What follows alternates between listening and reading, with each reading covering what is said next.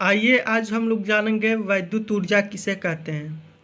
तो मान लीजिए कोई चालक है तथा मान लीजिए यह एक चालक है। तो जो इस चालक में वैद्युत आवेश प्रवाहित हो रही है, तो इस चालक में वैद्युत आवेश प्रवाहित होने से जो ऊर्जा व्यय होगा वही ऊर्जा वैद्युत ऊर्जा कहलाता है। ठीक। तो यदि विभवांतर की परिभाषा अनुसार एक कूलाम आवेश को 1 वोल्ट विभवांतर पर किसी चालक के एक सिरे से दूसरे सिरे तक ले जाने में जो कार्य करना पड़ेगा वह कार्य 1 जूल के बराबर होगा या 1 जूल ऊर्जा व्यय होती है। तो यदि हम मान लेते हैं कि मान लीजिए कोई चालक है तथा चालक के सिरों के बीच जो विभवांतर है वो V है, तब Q कूलाम आवेश को एक सिरे से दूसरे सिरे तक ले जाने में जो कार्य करना पड़ेगा वह कार्य W=VQ के बराबर होगा। ठीक। तब देखिए, तो यदि जो कार्य किया गया करना पड़ा वह है V×Q के बराबर, इसे मान लेते हैं इक्वेशन नंबर 1। तथा वैद्युत ऊर्जा का मान अब हम मानेंगे वैद्युत ऊर्जा का मान यदि हम निकालें विभवांतर तथा धारा के पदों में। तो विभवांतर तथा धारा के पदों में जब हम वैद्युत ऊर्जा का मान निकालेंगे तो किसी चालक के सिरों के बीच यदि किसी चालक, मान लीजिए चालक है तथा इसके सिरों के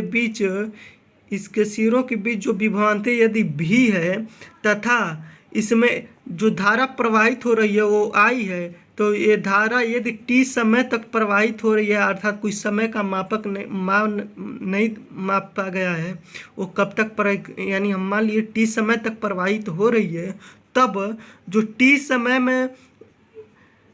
T समय में इस चालक में जो आवेश प्रवाहित होगा वह Q=I×T के बराबर होगा।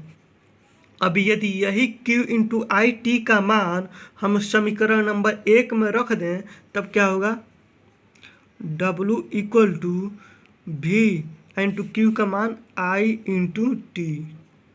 ठीक। तब यह हो गया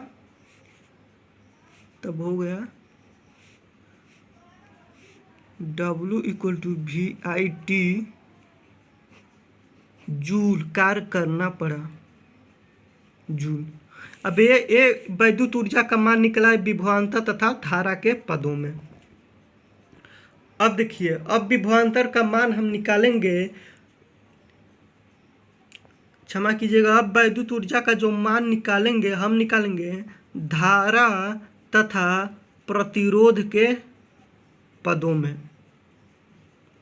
तो धारा तथा प्रतिरोध के नियमानुसार प्रतिरोध का पद में निकालने के लिए ओम नियमानुसार, चूंकि जानते हैं V जो I=R होता है, ठीक, तब V=I×R हो गया। तो V यदि हम इसे मान लेते हैं इक्वेशन नंबर 2, तो V=I×R। अब यही जो I और R का मान है हम रख दें I और R के मान को, क्षमा कीजिए V के मान को इक्वेशन नंबर 2 में, तो क्या हो जाएगा I²R×T। तो यदि V का जो मान है इसमें हम रख दें तो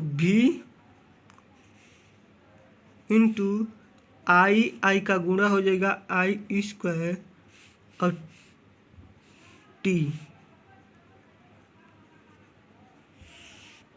ठीक। क्षमा कीजिए V नहीं रहेगा, V का मान तो हम रखेंगे तो यहाँ पर R रहेगा।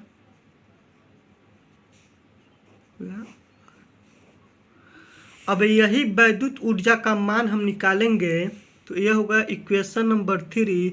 और यही वैद्युत ऊर्जा का मान हम निकालेंगे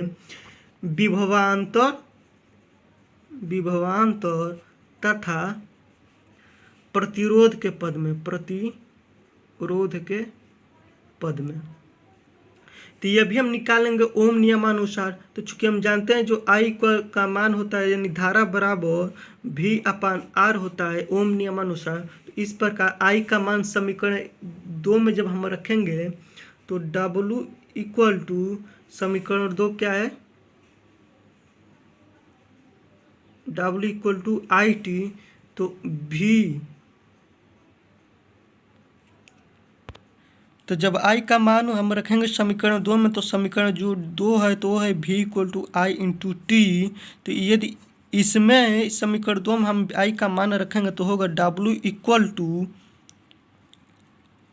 आई स्क्वायर टी अपान R और जूल। ठीक, तो ये